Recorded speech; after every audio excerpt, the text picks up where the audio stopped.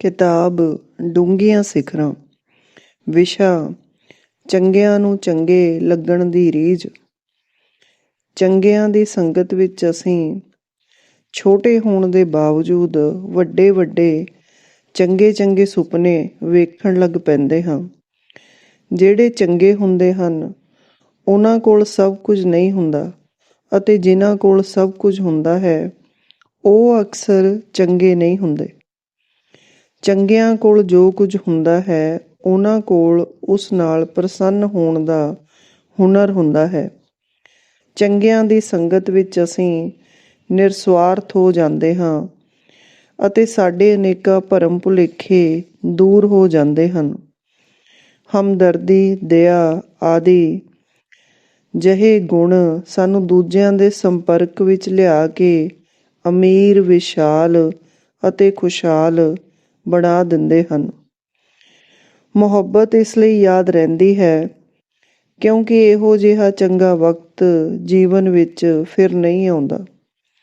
ਅਸੀਂ ਜਾਣਦੇ ਹੁੰਦੇ ਹਾਂ ਕਿ ਹਰ ਕੋਈ ਅਧੂਰਾ ਹੈ, ਪਰ ਪਿਆਰ ਸਾਨੂੰ ਇਸ ਕਰਕੇ ਚੰਗਾ ਲੱਗਦਾ ਹੈ ਕਿਉਂਕਿ ਜਿਹੜਾ ਸਾਨੂੰ ਚੰਗਾ ਅਤੇ ਪਿਆਰਾ ਲੱਗਦਾ ਹੈ ਉਹ ਸਾਨੂੰ ਸੰਪੂਰਨ ਵਿਖਾਈ ਦੇਣ ਲੱਗ ਪੈਂਦਾ ਹੈ। ਪਿਆਰ ਵਿੱਚ ਅਸੀਂ ਇਵੇਂ ਵਿਚਰਦੇ ਹਾਂ ਜਿਵੇਂ ਪਿਆਰੇ ਨੇ ਸਾਡੇ 'ਤੇ ਕੋਈ ਜਾਦੂ ਟੂਣਾ ਕਰ ਦਿੱਤਾ ਹੋਵੇ।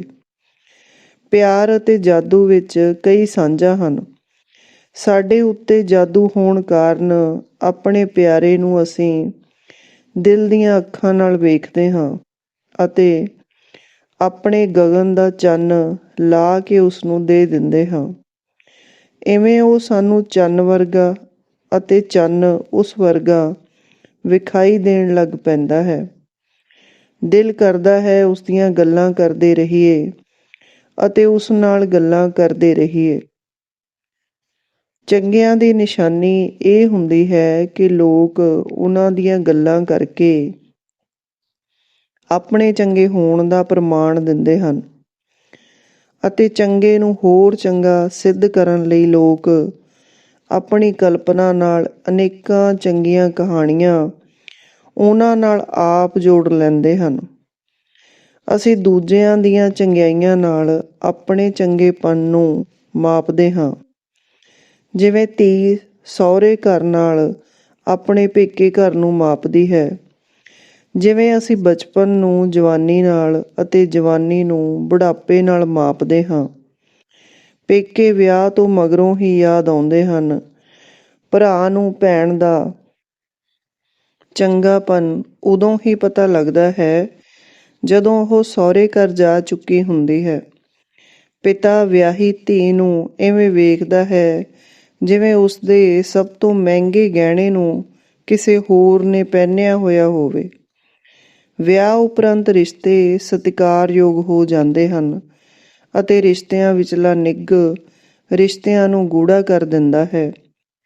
ਜਿਉਂ-ਜਿਉਂ ਕੋਈ ਰਿਸ਼ਤਾ ਗੂੜ੍ਹਾ ਹੁੰਦਾ ਜਾਂਦਾ ਹੈ ਤਿਉਂ-ਤਿਉਂ ਰਿਸ਼ਤੇ ਦੀਆਂ ਨਵੀਆਂ ਪਰਤਾਂ ਅਤੇ ਰੰਗ ਉਘੜਦੇ ਹਨ।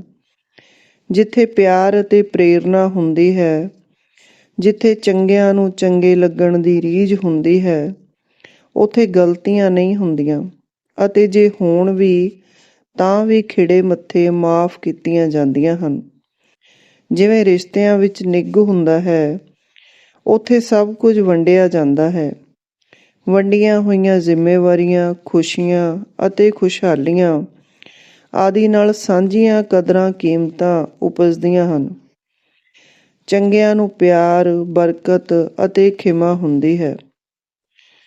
ਜਿਹੜੇ ਖਿਮਾ ਕਰਨ ਦੀ ਖੁਸ਼ੀ ਨਹੀਂ ਮਾਣਦੇ ਉਹ ਆਪਣੀ ਸਥਿਤੀ ਦੀ ਕਠੋਰਤਾ ਅਤੇ ਕਰੂਪਤਾ ਨੂੰ ਉਦੋਂ ਸਮਝਦੇ ਹਨ ਜਦੋਂ ਉਹ ਮਾਫ਼ ਕੀਤਾ ਜਾਣਾ ਚਾਹੁਣਗੇ ਪਰ ਮਾਫ਼ ਕਰਨ ਨਹੀਂ ਕੀਤੇ ਜਾਣਗੇ। ਦੱਖਣੀ ਅਫਰੀਕਾ ਦਾ ਗਾਂਧੀ ਵਰਗਾ ਨੈਲਸਨ ਮੰਡੇਲਾ ਜਦੋਂ 28 ਸਾਲ ਦੀ ਕੈਦ ਉਪਰੰਤ ਬਾਹਰ ਆਇਆ ਤਾਂ ਉਸਦੇ ਸੰਗੀ ਸਾਥੀਆਂ ਨੇ ਜਦੋਂ ਕਿਹਾ ਅਸੀਂ ਬਦਲਾ ਲਵਾਂਗੇ ਤਾਂ ਮੰਡੇਲਾ ਨੇ ਕਿਹਾ ਨਹੀਂ, ਮੈਂ ਹੁਣ ਬਦਲੇ ਦੀ ਕੈਦ ਨਹੀਂ ਭੁਗਤਣਾ ਚਾਹੁੰਦਾ। ਮਾਫ਼ ਕਰਨਾ ਚੰਗੇ, ਬਹਾਦਰ, ਲਾਇਕ ਅਤੇ ਸੁਤੰਤਰ ਵਿਅਕਤੀ ਦਾ ਗੁਣ ਹੁੰਦਾ ਹੈ, ਜਦੋਂ ਕਿ ਨਾਲਾਇਕ, ਭੈੜੇ ਅਤੇ ਡਰਪੋਕ ਵਿਅਕਤੀ ਨਿੰਦਾ, ਗੁੱਸਾ ਅਤੇ ਹਿੰਸਾ ਪ੍ਰਗਟਾਉਂਦੇ ਹਨ। ਕਿਸੇ ਨੂੰ ਚੰਗਾ ਕਹਿ ਕੇ ਅਸੀਂ ਉਸ ਵਿੱਚ ਵਿਸ਼ਵਾਸ ਅਤੇ ਭਰੋਸਾ ਪ੍ਰਗਟਾਉਂਦੇ ਹਾਂ ਅਤੇ ਅਜਿਹਾ ਵਿਅਕਤੀ ਚੰਗੀ ਕਾਰਗੁਜ਼ਾਰੀ ਨਾਲ ਆਪਣੇ ਚੰਗੇ ਹੋਣ ਦਾ ਸਬੂਤ ਦਿੰਦਾ ਹੈ।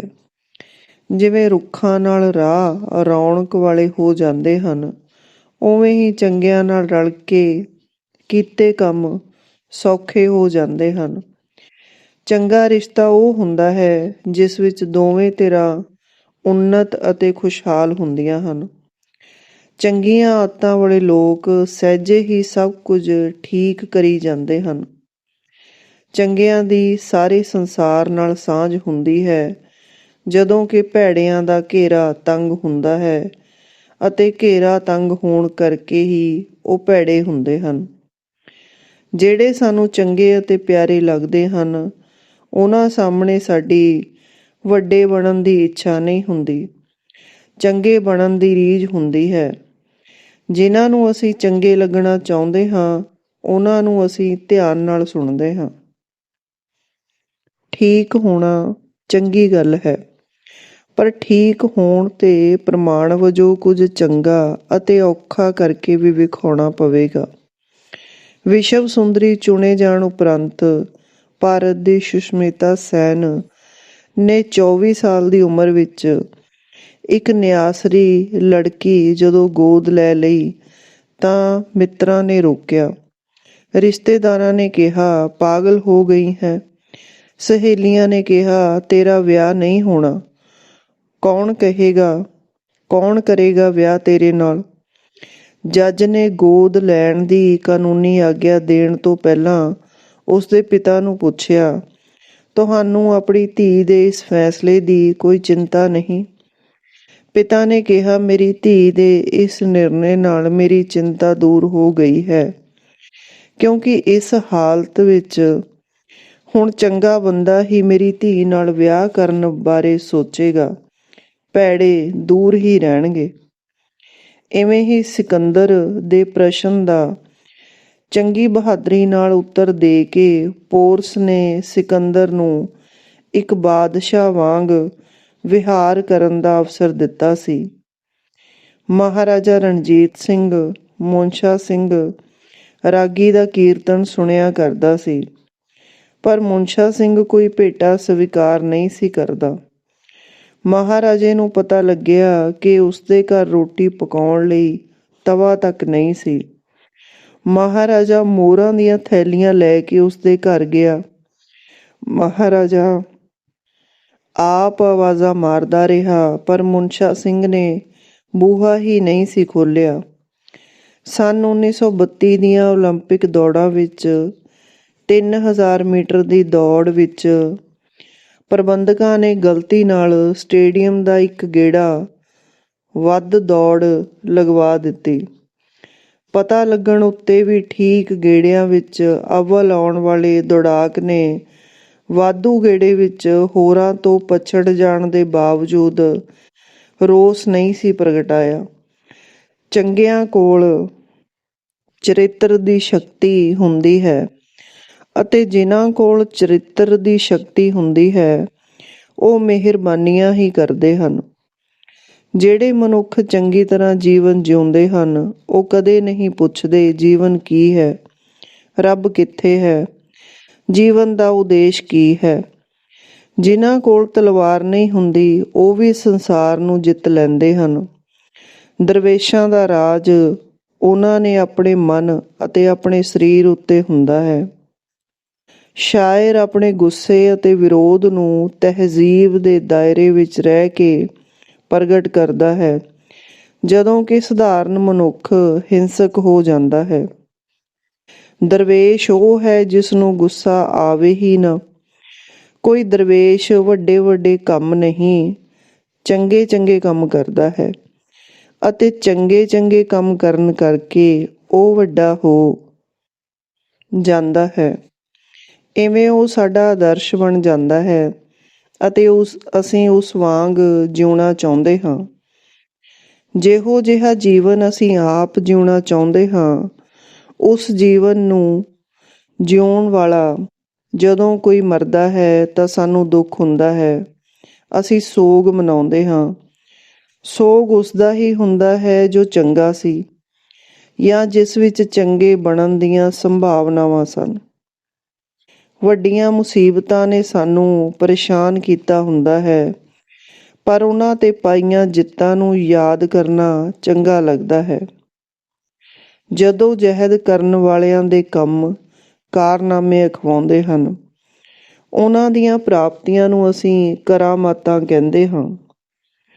ਪ੍ਰਸਿੱਧ ਰੂਸੀ ਲੇਖਕ ਗੋਰਕੀ ਬਚਪਨ ਵਿੱਚ ਹੀ ਯਤੀਮ ਹੋ ਗਿਆ ਸੀ। ਉਹ ਦੱਸਦਾ ਹੈ, ਮੇਰਾ ਕੋਈ ਘਰ ਨਹੀਂ ਸੀ। ਜਿਸ ਨੂੰ ਲੋਕ ਮੇਰਾ ਘਰ ਕਹਿੰਦੇ ਸਨ, ਉਹ ਇੱਕ ਕੋਠਾ ਸੀ ਜਿਹੜਾ ਨਿਰਾਸ਼ਤਾ, ਮਾਯੂਸੀ ਅਤੇ ਧੂਏ ਨਾਲ ਭਰਿਆ ਪਿਆ ਸੀ। ਮੈਂ ਇਸ ਕੋਠੇ ਵਿੱਚ ਨਹੀਂ ਸੀ ਜਾਂਦਾ ਤੇ ਕੋਈ ਮੈਨੂੰ ਲੱਭਣ ਨਹੀਂ ਸੀ ਆਉਂਦਾ।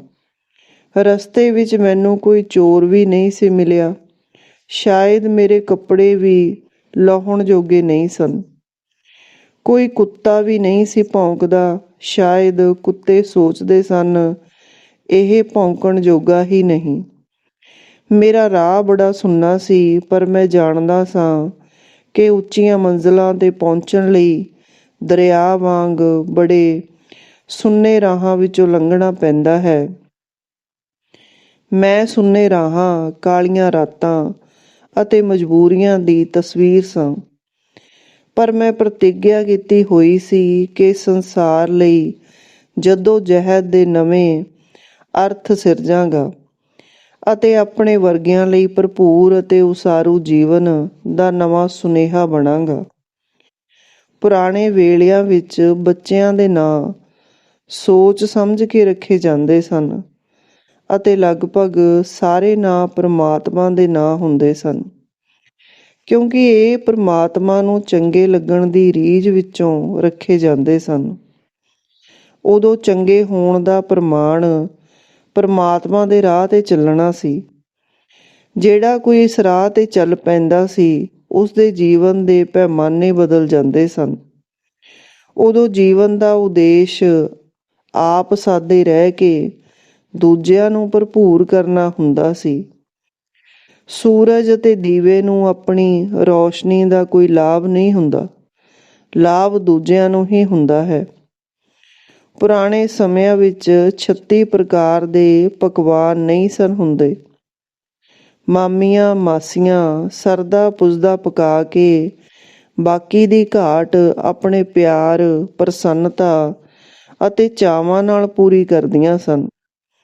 ਕੋਈ ਭੂਆ, ਮਾਸੀ ਜਾਂ ਚਾਚੀ ਅਜਿਹੀ ਹੁੰਦੀ ਹੈ ਕਿ ਉਸਦੀਆਂ ਚੰਗਿਆਈਆਂ ਕਾਰਨ ਸਾਨੂੰ ਆਪਣੀ ਮਾਂ ਵੀ ਭੁੱਲ ਜਾਂਦੀ ਹੈ। ਮਨੁੱਖ ਦਾ ਘਰ ਜਾਂ ਦੇਸ਼ ਉਹ ਨਹੀਂ ਹੁੰਦਾ ਜਿੱਥੇ ਉਹ ਰਹਿੰਦਾ ਹੈ, ਸਗੋਂ ਉਹ ਹੁੰਦਾ ਹੈ ਜਿੱਥੇ ਉਹ ਪਿਆਰ ਕਰਦਾ ਹੈ ਅਤੇ ਉਸਨੂੰ ਪਿਆਰ ਕੀਤਾ ਜਾਂਦਾ ਹੈ। ਬਚਪਨ ਇਸ ਲਈ ਚੰਗਾ ਲੱਗਦਾ ਹੈ ਕਿਉਂਕਿ ਬਚਪਨ ਵਿੱਚ ਸਾਰੇ ਘਰ ਆਪਣੇ ਹੁੰਦੇ ਹਨ, ਪਰ ਵੱਡੇ ਹੋ ਕੇ ਅਸੀਂ ਵਿਤਕਰੇ ਕਰਨ ਅਤੇ ਵੰਡੀਆਂ ਪਾਉਣ ਲੱਗ ਪੈਂਦੇ ਹਾਂ। ਦੇਸ਼ ਜਾਂ ਕੌਮ ਜਾਂ ਪਰਿਵਾਰ ਵਿੱਚ ਵੰਡੇ ਜਾਂਦੇ ਹਨ। ਜ਼ਿੱਦ ਕਾਰਨ, ਸਹਿਣਸ਼ੀਲਤਾ ਦੀ ਘਾਟ ਕਾਰਨ, ਕੁਰਬਾਨੀ ਦੀ ਕੰਜੂਸੀ ਕਾਰਨ, ਤਿਆਗ ਦੀ ਗਰੀਬੀ ਕਾਰਨ। ਜਦੋਂ ਤਾਕਤ ਖਿੰਡ ਜਾਂਦੀ ਹੈ ਤਾਂ ਚੰਗੇ ਵਿਹਾਰ ਦੀਆਂ ਸੰਭਾਵਨਾਵਾਂ ਵੀ ਮੁੱਕ ਜਾਂਦੀਆਂ ਹਨ ਅਤੇ ਅਜਿਹੀ ਹਾਲਤ ਵਿੱਚ ਗੱਦਾਰ, ਅਕਿਰਤਘਣ ਅਤੇ ਮੁਜਰਮ ਹੀ ਉਪਜਦੇ ਹਨ। ਚੰਗੇ ਬੰਦਿਆਂ ਤੋਂ ਬਿਨਾਂ ਖੁਸ਼ਹਾਲੀ ਦਾ ਸੁਪਨਾ ਲੈਣਾ ਸੰਭਵ ਨਹੀਂ ਹੁੰਦਾ। ਹਰੇਕ ਦੀ ਜ਼ਿੰਦਗੀ ਵਿੱਚ ਚੰਗੇ ਅਤੇ ਭੈੜੇ ਦੋਵੇਂ ਪ੍ਰਕਾਰ ਦੇ ਅਨੇਕਾਂ ਵਿਅਕਤੀ ਆਉਂਦੇ ਹਨ। ਅਜੋਕੇ ਮਨੁੱਖ ਦਾ ਸੁਭਾਅ ਹੈ ਕਿ ਉਹ ਚੰਗਿਆਂ ਵੱਲ ਘੱਟ ਤੇ ਭੈੜਿਆਂ ਵੱਲ ਵੱਧ ਧਿਆਨ ਦਿੰਦਾ ਹੈ। ਅਸੀਂ ਕਿਸੇ ਦੀਆਂ ਕਈ ਚੰਗੀਆਂ ਗੱਲਾਂ ਭੁਲਾ ਕੇ ਉਸ ਦੀ ਕੋਈ ਇੱਕ ਭੈੜੀ ਗੱਲ ਕੁੱਟ ਕੇ ਪਕੜ ਲੈਂਦੇ ਹਾਂ। ਮਹਾਤਮਾ ਬੁੱਧ ਨਾਲ ਸੰਬੰਧਿਤ ਇੱਕ ਕਥਾ ਹੈ। ਇੱਕ ਵਾਰੀ ਸਤਸੰਗ ਵਿੱਚ ਬੁੱਧ ਦਾ ਇੱਕ ਸ਼ਰਧਾਲੂ ਗਾਲਾਂ ਕੱਢ ਕੇ ਦੌੜ ਗਿਆ। ਕੁਝ ਅਰਸੇ ਮਗਰੋਂ ਜਦੋਂ ਉਹ ਮੁੜ ਆਇਆ ਤਾਂ ਸਾਰਿਆਂ ਨੇ ਉਸ ਨੂੰ ਫੜ ਲਿਆ। ਬੁੱਧ ਨੇ ਕਿਹਾ, ਛੱਡ ਦਿਓ। ਛੱਡਣ ਉੱਤੇ ਸ਼ਰਧਾਲੂ ਨੇ ਪੁੱਛਿਆ, ਬੁੱਧ ਨੇ ਮੇਰੀਆਂ ਗਾਲਾਂ ਵਾਲੇ ਦਿਨ ਕੀ ਪ੍ਰਵਚਨ ਕੀਤਾ ਸੀ? ਕਿਸੇ ਨੂੰ ਯਾਦ ਨਹੀਂ ਸੀ, ਪਰ ਉਸਦੀਆਂ ਗਾਲਾਂ ਸਭ ਨੂੰ ਯਾਦ ਸਨ। ਉਸਨੇ ਕਿਹਾ, ਤੁਸੀਂ ਪ੍ਰਵਚਨ ਸੁਣਨ ਹੀ ਨਹੀਂ ਸੀ ਆਏ, ਤੁਸੀਂ ਗਾਲਾਂ ਸੁਣਨ ਹੀ ਆਏ ਸੀ। ਜੇ ਤੁਸੀਂ ਪ੍ਰਵਚਨ ਸੁਣਿਆ ਹੁੰਦਾ ਤਾਂ ਤੁਹਾਨੂੰ ਗਾਲਾਂ ਯਾਦ ਨਹੀਂ ਸੀ ਰਹਿਣੀਆਂ। ਭੈੜੀਆਂ ਗੱਲਾਂ ਨੂੰ ਪਕੜਨ ਦੀ ਇਸ ਬਿਰਤੀ ਕਾਰਨ ਹੀ ਤਲਾਕ, ਵੈਰ ਵਿਰੋਧ, ਝਗੜੇ ਅਤੇ ਮੁਕੱਦਮੇ ਉਪਜਦੇ ਹਨ ਅਤੇ ਸਾਡੀ ਚੰਗੇ ਬਣਨ ਦੀ ਸਾਰੀ ਸ਼ਕਤੀ ਅਜਾਈਂ ਚਲੀ ਜਾਂਦੀ ਹੈ। ਇਸ ਘੁੰਮਣ ਘੇਰੀ ਵਿੱਚੋਂ ਨਿਕਲਣਾ ਮੁਸ਼ਕਲ ਤਾਂ ਹੈ, ਪਰ ਅਸੰਭਵ ਨਹੀਂ। ਚੰਗੇ ਬਣਨ ਲਈ ਪਹਿਲੀ ਲੋੜ ਹੈ ਇਹ ਮੰਨਣਾ ਕਿ ਮੈਂ ਚੰਗਾ ਹਾਂ ਨਹੀਂ, ਪਰ ਮੈਂ ਚੰਗਾ ਬਣਨਾ ਹੈ ਅਤੇ ਅੱਜ ਤੋਂ ਮੈਂ ਦੂਜਿਆਂ ਨਾਲ ਚੰਗੇ ਵਿਹਾਰ ਨਾਲ ਵਰਤਣਾ ਹੈ। ਸਮਾਜ ਨੂੰ ਅਣਗਿਣਤ ਚੰਗੇ ਬੰਦਿਆਂ ਦੀ ਲੋੜ ਹੈ, ਉਹਨਾਂ ਵਿੱਚੋਂ ਮੈਂ ਇੱਕ ਹੋਣਾ ਹੈ। ਮੈਂ ਆਪਣੇ ਸਮਾਜ ਅਤੇ ਆਪਣੀ ਕੌਮ ਨੂੰ ਟੋਇਆਂ ਵਿੱਚੋਂ ਕੱਢ ਕੇ ਪਹਾੜਾਂ ਦੇ ਰਾਹ ਪਾਉਣਾ ਹੈ। ਅੱਜ ਤੋਂ ਚੰਗਾ ਵਿਹਾਰ, ਚੰਗੀ ਬੋਲਬਾਣੀ ਅਤੇ ਤੰਦਰੁਸਤੀ ਮੇਰੀ ਸੁੰਦਰਤਾ ਹੋਵੇਗੀ। ਨਾ ਨਿੰਦਾ ਕਰਨੀ ਹੈ, ਨਾ ਸੁਣਨੀ ਹੈ। ਮੈਂ ਸਿਆਣਾ ਹੀ ਨਹੀਂ ਹੋਣਾ, ਦੂਜਿਆਂ ਦੀ ਸਿਆਣਪ ਦੀ ਪ੍ਰਸ਼ੰਸਾ ਵੀ ਕਰਨੀ ਹੈ। ਠੰਡੇ ਦਿਮਾਗ ਨਾਲ ਸੋਚਣਾ ਹੈ ਅਤੇ ਨਿੱਘੇ ਦਿਲ ਨਾਲ ਵਰਤਣਾ ਹੈ। ਹੌਸਲਾ, ਚਰਿੱਤਰ, ਇਮਾਨਦਾਰੀ, ਸੁਹਿਰਦਤਾ, ਹਮਦਰਦੀ, ਨਿਆਂ ਅਤੇ ਸਫਾਈ ਠੰਡੇ ਦਿਮਾਗ ਅਤੇ ਨਿੱਘੇ ਦਿਲ ਵਾਲੇ ਵਿਅਕਤੀ ਦੇ ਗੁਣ ਹੁੰਦੇ ਹਨ। ਚੰਗੇ ਕੰਮਾਂ ਨਾਲ ਸਿਹਤ ਚੰਗੀ ਰਹਿੰਦੀ ਹੈ, ਚਰਿੱਤਰ ਉਸਰਦਾ ਹੈ ਅਤੇ ਸਤਿਕਾਰ ਵੱਧਦਾ ਹੈ। ਸੰਸਾਰ ਵਿੱਚ ਚੰਗੇ ਵਿਅਕਤੀਆਂ ਦੀ ਸਦਾ ਘਾਟ ਰਹੀ ਹੈ। ਨਿਰਸੰਦੇਹ ਅਸੀਂ ਵਕਤ ਨੂੰ ਪੈਦਾ ਨਹੀਂ ਕਰ ਸਕਦੇ, ਪਰ ਚੰਗੇ ਕੰਮਾਂ ਨਾਲ ਆਪਣੇ ਵਕਤ ਨੂੰ ਮੁੱਲਵਾਨ ਜ਼ਰੂਰ ਬਣਾ ਸਕਦੇ ਹਾਂ। ਮਿਹਨਤ ਚੰਗੇ ਵਿਅਕਤੀ ਦੀ ਪਛਾਣ ਹੁੰਦੀ ਹੈ। ਮਿਹਨਤ ਨਾਲ ਮਨ ਸਾਫ਼, ਸਰੀਰ ਅਰੋਗ, ਦਿਲ ਮਜ਼ਬੂਤ, ਪਹੁੰਚ ਉਸਾਰੂ, ਸੋਚ ਤਕੜੀ ਅਤੇ ਬਿਰਤੀ ਪਰਉਪਕਾਰੀ ਹੋ ਜਾਂਦੀ ਹੈ। ਜੇ ਲੋਕ ਤੁਹਾਡੇ 'ਤੇ ਇਤਬਾਰ ਕਰਦੇ ਹਨ, ਜੇ ਤੁਹਾਡੀ ਗੱਲ ਧਿਆਨ ਨਾਲ ਸੁਣੀ ਜਾਂਦੀ ਹੈ ਅਤੇ ਤੁਸੀਂ ਜੇ ਕੋਈ ਵਿਚਾਰ ਦਿੰਦੇ ਹੋ ਅਤੇ ਉਹ ਮੰਨਿਆ ਜਾਂਦਾ ਹੈ, ਤਾਂ ਨਿਰਸੰਦੇਹ ਤੁਸੀਂ ਚੰਗੇ ਅਤੇ ਚਰਿੱਤਰਵਾਨ ਬਣ ਚੁੱਕੇ ਹੋ। ਸਮਝ ਲਵੋ ਤੁਹਾਡੇ ਕੋਲ ਸਭ ਥਾਵਾਂ 'ਤੇ ਜਾਣ ਦਾ ਵੀਜ਼ਾ ਹੈ। ਜੇ ਸਮਾਜ ਵਿੱਚ ਚੰਗੇ ਵਿਅਕਤੀ ਪੈਦਾ ਹੋ ਜਾਣ ਤਾਂ ਬਾਕੀ ਸਭ ਕੁਝ ਆਪੇ ਹੋਈ ਜਾਂਦਾ ਹੈ। ਚੰਗਾ ਵਿਅਕਤੀ ਵਿਛੜਨ ਉਪਰੰਤ ਹੋਰ ਵੀ ਚੰਗਾ ਲੱਗਦਾ ਹੈ। ਚੰਗੀਆਂ ਗੱਲਾਂ ਕਰੋਗੇ, ਚੰਗੀਆਂ ਗੱਲਾਂ ਸੁਣਨ ਨੂੰ ਮਿਲਣਗੀਆਂ। ਵੱਖ-ਵੱਖ ਥਾਵਾਂ ਚੰਗੇ ਲੋਕਾਂ ਦੀ ਹਾਜ਼ਰੀ ਜਾਂ ਗੈਰ ਹਾਜ਼ਰੀ ਕਾਰਨ ਚੰਗੀਆਂ, ਸੋਹਣੀਆਂ ਜਾਂ ਭੈੜੀਆਂ ਕੋਝੀਆਂ ਲੱਗਦੀਆਂ ਹਨ। ਮੇਰੇ ਇੱਕ ਅਧਿਆਪਕ ਸਨ। ਉਹ ਇਤਨੇ ਚੰਗੇ ਸਨ ਕਿ ਉਹਨਾਂ ਵਿੱਚ ਆਪਣੇ ਵਿਦਿਆਰਥੀ ਦੀਆਂ ਗਲਤੀਆਂ ਦੀ ਵੀ ਪ੍ਰਸ਼ੰਸਾ ਕਰਨ ਦੀ ਉਦਾਰਤਾ ਸੀ। ਇੱਕ ਵਾਰੀ ਇੱਕ ਵਿਦਿਆਰਥੀ ਅੜ ਗਿਆ ਕਿ ਉਹ ਦੂਜੀ ਸੈਕਸ਼ਨ ਵਿੱਚ ਬੈਠੇਗਾ।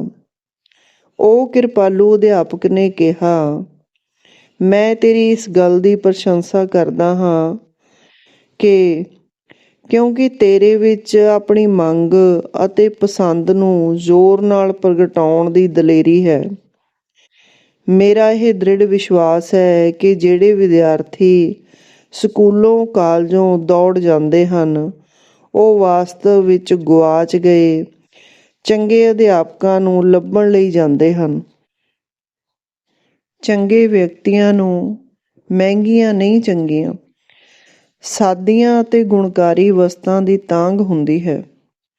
ਚੰਗੇ ਵਿਅਕਤੀਆਂ ਦੇ ਸ਼ੌਂਕ ਸਾਦੇ ਪਰ ਪ੍ਰਸੰਨਤਾ ਉਪਜਾਉਣ ਵਾਲੇ ਹੁੰਦੇ ਹਨ। ਗੀਤ ਸੰਗੀਤ ਚਿੱਤਰਕਲਾ ਆਦਿ ਵਿੱਚ ਸਾਂਝ ਇਹ ਹੈ ਕਿ ਇਹ ਸਾਧਨਾ ਤਪੱਸਿਆ ਰਿਆਜ਼ ਅਤੇ ਅਭਿਆਸ ਦੇ ਖੇਤਰ ਹਨ। ਕਲਾ ਸਾਨੂੰ ਖੋਟ ਤੋਂ ਮੁਕਤ ਕਰਦੀ ਹੈ। ਇਹ ਸਾਨੂੰ ਜੀਵ ਤੋਂ ਮਨੁੱਖ ਮਨੁੱਖ ਤੋਂ ਇਨਸਾਨ ਬਣਾਉਂਦੀ ਹੈ। ਕਲਾ ਕੋਈ ਹੋਵੇ ਉਦੇਸ਼ ਆਨੰਦ ਹੈ। ਆਨੰਦ ਤੋਂ ਵੀ ਅੱਗੇ ਪਰਮ ਆਨੰਦ ਦੀ ਅਵਸਥਾ ਹੈ। ਇਹੀ ਕਾਰਨ ਹੈ ਕਿ ਜਿਹੜੇ ਕਲਾ ਦੀ ਪੂਜਾ ਲਈ ਨਿਕਲੇ ਉਹ ਆਪ ਪੂਜਣਯੋਗ ਹੋ ਗਏ। ਬੋਧੀਆਂ ਵਿੱਚ ਸ਼ਿਸ਼ ਆਪਣੇ ਗੁਰੂ ਅੱਗੇ ਡੰਡੌਤ ਕਰਦਾ ਹੈ ਤਾਂ ਕਿ ਉਸ ਵਿੱਚੋਂ ਹਉਮੈ ਮੁੱਕ ਜਾਵੇ। ਇੱਕ ਸ਼ਿਸ਼ ਆਇਆ ਜਿਹੜਾ ਇਤਨਾ ਨਿਮਰ ਸੀ ਕਿ ਉਹ ਆਪਣੇ ਗੁਰੂ ਅੱਗੇ ਹੀ ਨਹੀਂ ਜਿਹੜਾ ਵੀ ਅੱਗੋਂ ਮਿਲਿਆ ਉਸੇ ਅੱਗੇ ਡੰਡੌਤ ਕਰਨ ਲੱਗ ਪਿਆ। ਉਸ ਦੀ ਨਿਮਰਤਾ ਅਤੇ ਸ਼ਰਧਾ ਨੂੰ ਵੇਖ ਕੇ ਉਸ ਦਾ ਗੁਰੂ ਉਸ ਦਾ ਸ਼ਿਸ਼ ਬਣ ਗਿਆ। ਜਦੋਂ ਕੋਈ ਸ਼ਰਧਾਵਾਨ ਪ੍ਰਾਰਥਨਾ ਅਰਦਾਸ ਵਿੱਚ ਪਰਮਾਤਮਾ ਅੱਗੇ ਝੁਕਦਾ ਹੈ ਤਾਂ ਪਤਾ ਹੀ ਨਹੀਂ ਲੱਗਦਾ ਕਿ ਕੌਣ ਕਿਸ ਅੱਗੇ ਝੁਕਿਆ ਪਿਆ ਹੈ। ਪਰਮਾਤਮਾ ਸੰਤ ਅੱਗੇ ਝੁਕਦਾ ਹੈ, ਸੰਤ ਪਰਮਾਤਮਾ ਅੱਗੇ ਝੁਕਦਾ ਹੈ। ਅਸੀਂ ਚੰਗੇ ਜਾਂ ਮਾੜੇ ਦੂਜਿਆਂ ਦੇ ਸੰਪਰਕ ਵਿੱਚ ਆ ਕੇ ਬਣਦੇ ਹਾਂ। ਕੰਮ ਲੋਕਾਂ ਨੂੰ ਮਿਲਣ ਦਾ ਵਸੀਲਾ ਹੁੰਦਾ ਹੈ। ਦੂਜਿਆਂ ਦੇ ਚੰਗੇ ਕੰਮਾਂ ਨੂੰ ਵੇਖ ਕੇ ਅਸੀਂ ਆਪ ਮਿਹਨਤੀ ਹੋ ਜਾਂਦੇ ਹਾਂ।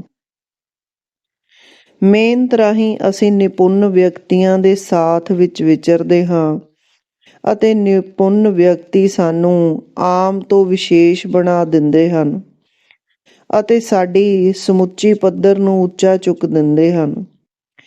ਇਸੇ ਕਰਕੇ ਜਿਤਨੇ ਵੀ ਪ੍ਰਸਿੱਧ ਡਾਕਟਰ ਸੰਗੀਤਕਾਰ ਚਿੱਤਰਕਾਰ ਵਿਦਵਾਨ ਆਦਿ ਹੋਏ ਹਨ ਉਹ ਆਪਣੇ ਉਸਤਾਦ ਦਾ ਨਾਂ ਵੀ ਸਤਿਕਾਰ ਨਾਲ ਝੁੱਕ ਕੇ ਲੈਂਦੇ ਹਨ।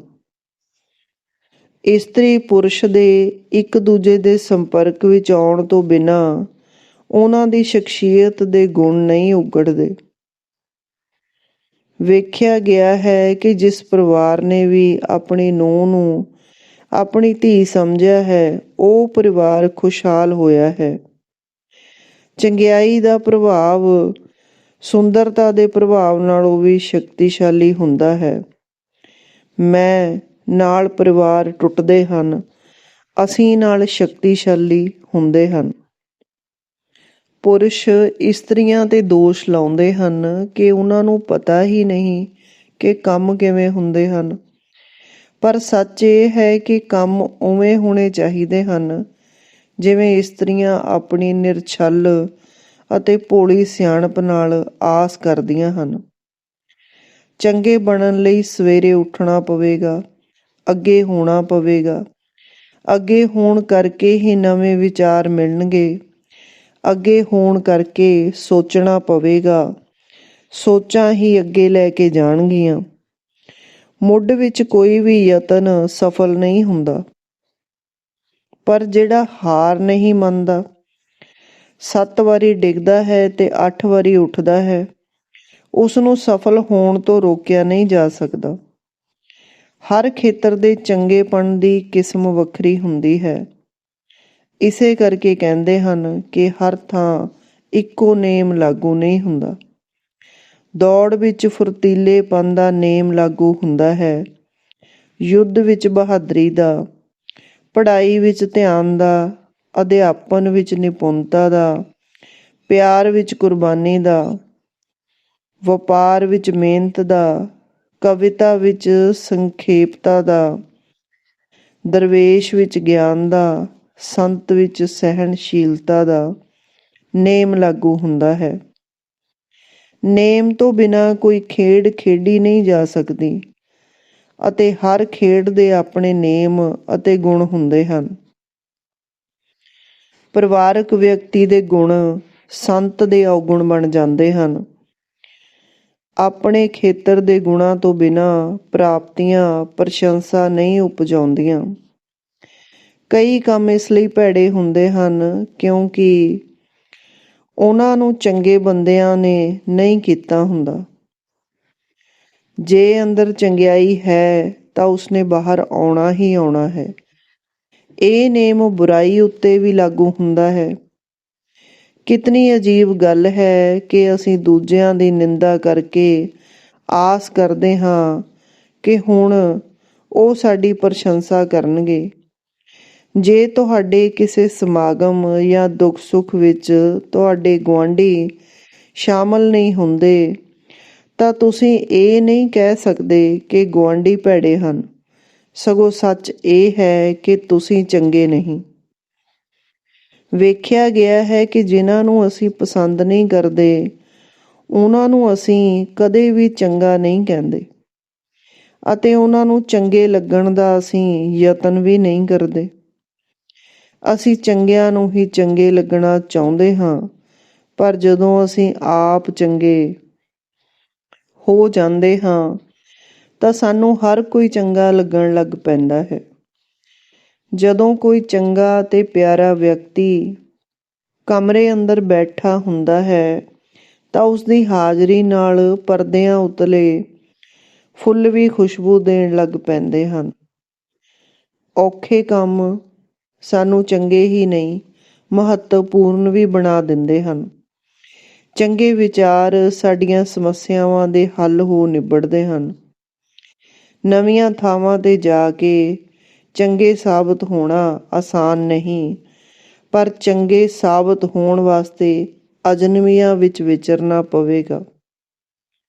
ਵਿਕਾਸ ਲਈ ਪਿੰਡ ਕਸਬੇ ਤੋਂ ਬਾਹਰ ਜਾਣਾ ਪਵੇਗਾ। ਪਿੰਡ ਵਿੱਚ ਰਹਿਣ ਵਾਲਾ ਪਹਿਲਵਾਨ ਵਿਸ਼ਵ ਚੈਂਪੀਅਨ ਨਹੀਂ ਬਣ ਸਕਦਾ।